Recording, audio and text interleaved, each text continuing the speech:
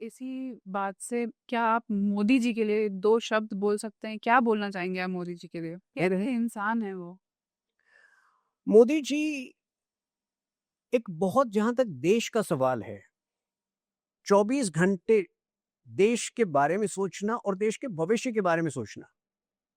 मुझे नहीं लगता है कि और कोई प्रधानमंत्री ने इतनी इतनी संलग्नता के साथ, इतने फ़ोकस के साथ अपना हर पल देश को दिया होगा। तो एक तो जो नेशन फर्स्ट की कमिटमेंट है, आज भी मैं जनता के बीच जब जाता हूँ, अभी जीएसटी रिफॉर्म्स जो हुए हैं, उसको लेकर हमने बहुत सारे इंटरैक्शंस आयोजित किए थे।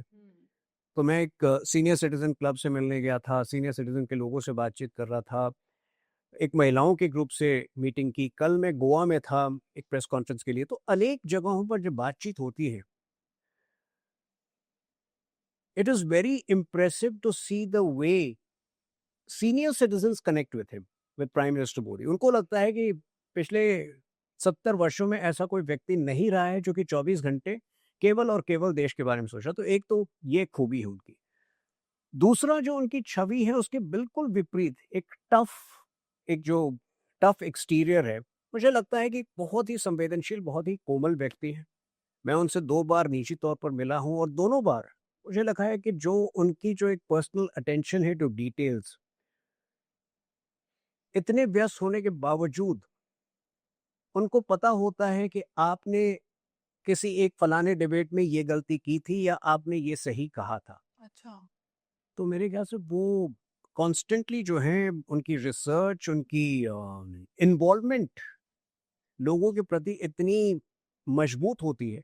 यही कारण है शायद कि 11 वर्ष के उपरांत भी जो है ही इज़ ओनली ग्रोइंग स्ट्रॉन्गर। जी।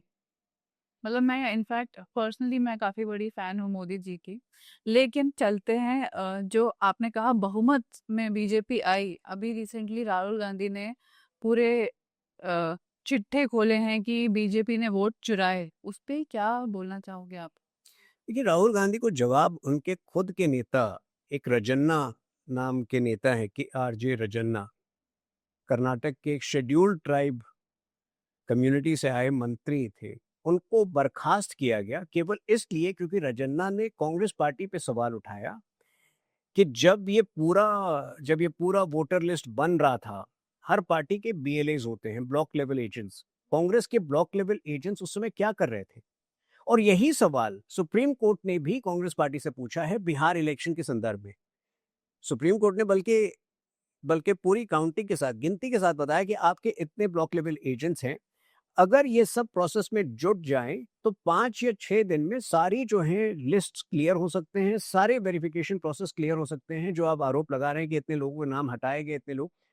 तो मेरे ख्याल से राहुल गांधी की मंशा बहुत खुराफाती है। वो ये लोग सपने देख रहे हैं कि जो बगावत नेपाल में हुआ, जो बगावत बांग्लादेश में हुआ, वो भारत में भी होगा। ऐसा नहीं होने वाला है। भारत का लोकतंत्र इतना मजबूत है कि 1975 से लेकर 77 तक जब इमरजेंसी इम्पोज हुई थी, उस वक्त भी लोगों ने प्रोटेस्ट किया था। कितने लोगों को मैं जानता हूं जो 18-18 महीने जेल में थे। उनकी पर्सनल लाइफ्स जो हैं बर्बाद हो गई थी। लेकिन उसके बावजूद भी लोगों ने सत्याग्रह का मार्ग चुना। लोग जेल में रहकर प्रोटेस्ट करते रहे, लेकिन जो जो जो जिस प्रकार का बगावत आपने जो जिसको कहते हैं ये लोग तख्ता पलट जो बांग्लादेश में हुआ, वो भारत में नहीं हो सकता है क्योंकि भारत का लोकतंत्र बहुत मजबूत है। आई होप जो आप बोल रहे हैं वो सब सच हो, क्योंकि भारत एक दूसरा नेपाल ना बन जाए। नेपाल में जिस तरीके से हाल चल रहा है, नहीं, आपको क्यों लगता है कि ऐसा हो सकता नहीं, I am just having my fingers crossed कि जो आप बोल रहे हैं वैसा ही हो। है? फिंगर्स क्रॉस करने की ज़रूरत ही नहीं है ना, मैं आपको वो क्योंकि करप्शन तो आश्वासन हर दे रहा हूँ। जगह है, करप्शन तो हर मैं जगह है। नहीं, करप्शन कम हुआ है ना, पूरी तरह से करप्शन। देखिए, पर्सनल लाइफ में भी कोई आदमी करप्ट हो सकता है, जहाँ सरकार इन्वॉल्व्ड ही नहीं हो। हो सकता है कि कोई आपका स्टाफ हो जो हर वक़्त एक्सपेक्ट कर रहा हो कि आप जो है थोड़ा एक्स्ट्रा उसको पे कर दें, हर काम के लिए जो है। तो करप्शन जो है वो ह्यूमन टेंडेंसी है। At the institutional level corruption केवल और केवल कम हुआ है पिछले 11 वर्षों में। मैं डिफेंस सेक्टर की बात कर लूं, अब जो रफाल डील हुआ है, जिस तीव्रता के साथ, जिस शीघ्रता के साथ ये रफाल डील हुआ है। आज अगर हम ऑपरेशन सिंदूर में पाकिस्तान को मुंह तोड़ जवाब दे पाए, इसलिए क्योंकि हमारे पास 36 रफाल फाइटर्स उपलब्ध थे। जी। ये कांग्रेस के समय में 10 वर्षों तक 2004 से 5 से लेकर ये बातें चल रही थी कि we have to acquire Rafale. हुँ। उसके ऑल्टरनेटिव पे भी बात हुई। एक वक्त ऐसा भी आया जब इन्होंने अनाउंस कर दिया कि ये डील फाइनल हो चुकी है, उसके बाद फिर से ये मुकर जाते थे। क्यों? क्योंकि उस वक्त जो है डिफेंस ब्रोकर्स होते थे, विन चड्ढा, इस प्रकार के 2-3 नाम होते थे, क्वाट्रोची एक होता था, इटालियन। तो इनके जरिए जो है डील्स होते थे। अब कोई ब्रोकर आपको कहीं नहीं दिखता। आप तो दिल्ली में रहती हैं, आप देखिए कोई पावर ब्रोकर आपको मिलेगा। पहले हमने देखा है किस प्रकार से राडिया टेप्स होता था, तो कुछ जर्नलिस्ट तय करते थे कौन मंत्री बनेगा। वो राडिया टेप्स आपने सुना होगा। आज कोई ऐसा जर्नलिस्ट आपको मिल सकता है जो क्लेम करेगा कि मैं आपको मंत्री बनाता हूँ? तो करप्शन तो कम हुआ है। तो इसी के साथ एक आखिरी सवाल मैं आज के पॉडकास्ट के लिए आपसे जी। पूछना चाहूँगी कि कोई ऐसी एडवाइस है जो आप यूथ को, इंडियन यूथ को देना चाहोगे, ताकि एक यूथ कैसे हेल्प कर सकता है हमारी सरकार को कि वो और अच्छे से काम कर सके, वो और अच्छे से देश को आगे बढ़ा देखिए, सके? युवाओं के लिए एक बहुत चैलेंजिंग दौर है। जिस लेवल जो डिजिटल मीडिया और जो सोशल मीडिया का जो एक प्रभाव लोगों के जीवन में दिख रहा है, वो इतना मजबूत है कि कई लोग जो हैं सोशल मीडिया और डिजिटल मीडिया के लिए ही जी रहे हैं। ऐसे में अपने समन्वय को, अपनी बैलेंस को कायम रखना बहुत ज़रूरी है। ऐसे में अपनी इंडिविजुअल आइडेंटिटी को रिटेन करना बहुत ज़रूरी है।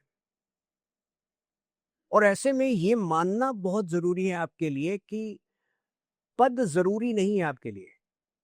आप क्या बनना चाहते हैं, वो ज़्यादा ज़रूरी नहीं है। आप क्या करना चाहते हैं, पहले ये तय करिए। अगर जो आप करना चाहते हैं लाइफ में, आप उस पैशन को परस्यू करेंगे, तो निश्चित रूप से आपको पद भी मिलेंगे, आपको लोकप्रियता भी मिलेगी। लेकिन अगर आप उस पैशन को परस्यू नहीं करेंगे, तो आप एक मी टू या एक फॉलोअर बन के रहेंगे।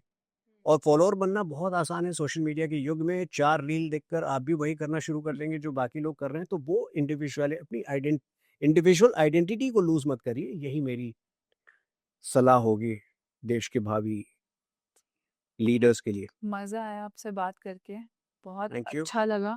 बहुत-बहुत धन्यवाद, आपने हमें टाइम दिया और धन्यवाद। अपने अच्छे ओपिनियंस दिए, और आई होप कि हमारे ऑडियंस को भी उतना ही पसंद आएगा ये पॉडकास्ट जितना मुझे आया। उतने ही इनसाइट्स मिलेंगे जितने मुझे मिले, उतना ही पॉलिटिक्स के बारे में थोड़ा और पता चलेगा जितना मुझे चला। तो इसी के साथ I really want to thank you for thank you so much. Being here. आपने बहुत आत्मीय संवाद किया, बहुत सारे विषय को टच किया और मुझे लगता है, मुझे आशा है कि आपके जो व्यूअर्स होंगे उनको भी थोड़ा बहुत लाभ मिलेगा इन बातों से।